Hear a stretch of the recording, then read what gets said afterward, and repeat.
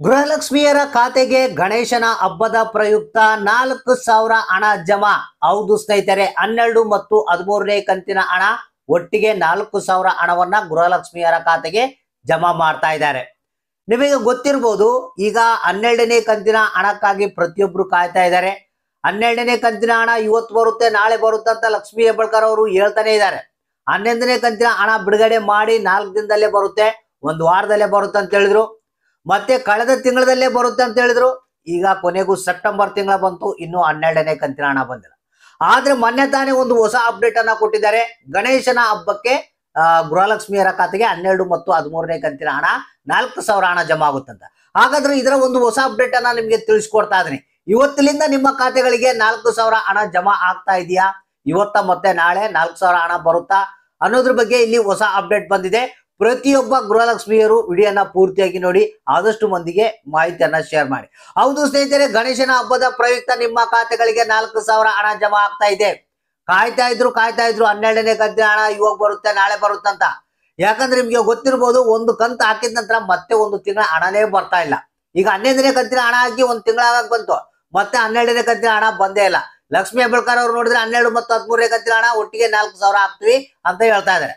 ಹಾಗಾದ್ರೆ ಬನ್ನಿ, ಇದರ ಒಂದು ಲೇಟೆಸ್ಟ್ ನ್ಯೂಸ್ ಅನ್ನ ನಿಮ್ಗೆ ತಿಳಿಸ್ಕೊಡ್ತಾ ಇದೀನಿ. ಯಾವಾಗ್ಲಿಂದ 4,000 ರೂಪಾಯಿ ಹಣ ನಿಮಗೆ ಜಮಾ ಆಗ್ತಾ ಇದೆ, ಇವತ್ತಿನಿಂದನೇ ಬರ್ತಾ ಇದೆಯಾ, ಮತ್ತೆ ಮೊದಲು ಯಾವ ಜಿಲ್ಲೆಗಳಿಗೆ ಬರುತ್ತೆ, ಯಾರ್ಯಾರೆಲ್ಲ ಹಣ ಪಡಿತಾ ಇದ್ದಾರೆ, ಮೊದಲಿಗೆ ಯಾರು ಹಣ ಪಡಿತಾರೆ, ಯಾರಿಗೆ ಬರುತ್ತೆ ಅನ್ನೋದ್ರ ಬಗ್ಗೆ ಕಂಪ್ಲೀಟ್ ಆದಂತ ಮಾಹಿತಿಯನ್ನ ತಿಳಿಸ್ಕೊಡ್ತಾ ಇದೀನಿ. ವಿಡಿಯೋನ ಆದಷ್ಟು ಪೂರ್ತಿಯಾಗಿ ನೋಡೋದಕ್ಕೆ ಟ್ರೈ ಮಾಡಿ. ಹೌದು ಸ್ನೇಹಿತರೆ, ಗೃಹಲಕ್ಷ್ಮಿ ಯೋಜನೆಯ 12 ಮತ್ತು 13ನೇ ಕಂತಿನ ಹಣದ ಬಿಡುಗಡೆ ಬಗ್ಗೆ ಹೊಸ ಅಪ್ಡೇಟ್ ಬಂದಿರುವಂತದ್ದು. ಲಕ್ಷ್ಮೀ ಹೆಬ್ಬಾಳ್ಕರ್ ಅವರೇ ಖುದ್ದಾಗಿ ಮಾಹಿತಿಯನ್ನ ಕೊಟ್ಟಿದ್ದಾರೆ. ಯಾಕಂದ್ರೆ ಈಗ ಗೃಹಲಕ್ಷ್ಮಿದ್ ಏನಪ್ಪಾ ಅಂತಂದ್ರೆ ಬಹಳಷ್ಟು ತಲೆನೋವಾಗಿದೆ. ಯಾಕಂದ್ರೆ ಒಂದು ಕಂತಿನ ಹಣ ಬಂತಂದ್ರೆ ಮತ್ತೆ ಒಂದು ಕಂತಿನ ಹಣ ಬರ್ಬೇಕಾದ್ರೆ ಮತ್ತೆ ಕಾಯ್ಬೇಕು. ಅದರಲ್ಲಿ ಕೆಲವ್ರಿಗೆ ಬರುತ್ತೆ, ಕೆಲವ್ರಿಗೆ ಬರಲ್ಲ. ಈ ರೀತಿಯಾದಂತ ಹಲವಾರು ಪ್ರಾಬ್ಲಮ್ಗಳು ಆಗ್ತಾ ಇದಾವೆ. ಸೊ ಈಗ ಖುದ್ದಾಗೆ ಲಕ್ಷ್ಮೀ ಹೆಬ್ಬಾಳ್ಕರ್ ಅವರು ಮಾಹಿತಿಯನ್ನ ಕೊಟ್ಟಿರುವಂತದ್ದು, ಒಟ್ಟಾರೆಯಾಗಿ ಗಣಪತಿ ಹಬ್ಬ ಮುಗಿಯೋದ್ರೊಳಗೆ ನಿಮ್ಮ ಖಾತೆಯಲ್ಲಿ 4,000 ಹಣ ಇರುತ್ತೆ ಅಂತ. 12 ಮತ್ತು 13ನೇ ಕಂತಿನ ಹಣ ಅಂದ್ರೆ ಮೊನ್ನೆ ನಡೆದಂತ ಒಂದು ಸಭೆಯಲ್ಲಿ ಲಕ್ಷ್ಮೀ ಹೆಬ್ಬಾಳ್ಕರ್ ಅವರು ಹೇಳಿರುವಂತದ್ದು, ಗಣೇಶನ ಹಬ್ಬದ ಪ್ರಯುಕ್ತ 4,000 ರೂಪಾಯಿ ಹಣವನ್ನ ಬಿಡುಗಡೆ ಮಾಡ್ತೀವಿ ಅಂತ. ಅಂದ್ರೆ ನಾಳೆ ತಾನೇ ನಿಮಗೆ ಗಣೇಶನ ಹಬ್ಬ ಇರೋದು.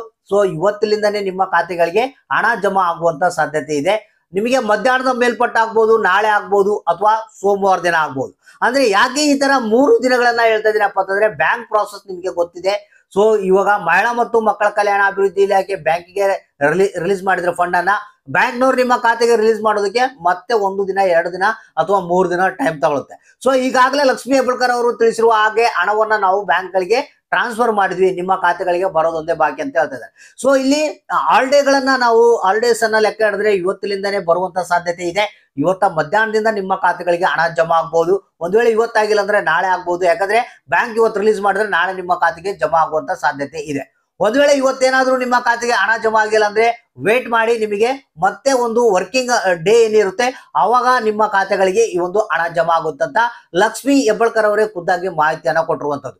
ಅಂದ್ರೆ ನಿಮಗೆ ಇಲ್ಲಿ ಏನು ಇವತ್ತಿನಿಂದನೇ ಹಣ ಬಿಡುಗಡೆ ಮಾಡೋದಕ್ಕೆ ಶುರು ಆದ್ರೆ 10 ದಿನಗಳ ಕಾಲ ಅವಕಾಶ ಇರುತ್ತೆ. 10 ದಿನ ಒಳಗಡೆ ನಿಮಗೆ ಈ ಒಂದು 12 ಮತ್ತು 13ನೇ ಕಂತಿನ ಹಣ ಒಟ್ಟಿಗೆ 4,000 ರೂಪಾಯಿ ಜಮಾ ಆಗುತ್ತಂತ ಮಾಹಿತಿಗಳು ತಿಳಿದು ಬಂದಿರುವಂತದ್ದು ನಮಗೆ.